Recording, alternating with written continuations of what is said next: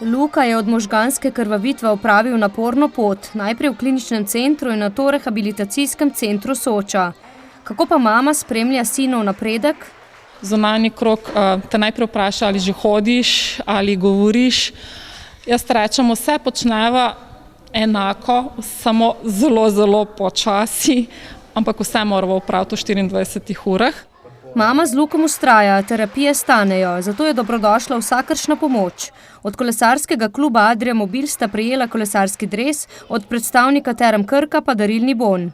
Nekako se trudimo ves čas vzdrževati čim večjo gibljivost in to lahko res doseževa samo z maksimalno terapijami, ali to doma, ali samoplačniških, ali tisti, ki jih dobimo po sistemu. Če si ti ležeč v posli in nisi razgiban, tudi nimaš možnosti za karkoli.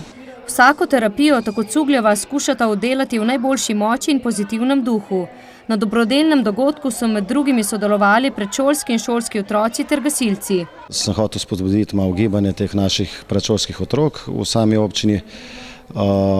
Dobrodelno pa pač zato, ker se mi je zdela pač ta neka taka nota, da bi pač eno z drugim zelo dobro pač šlo. Kovačič želi tudi druge občane spodbuditi k pripravi podobnih dogodkov.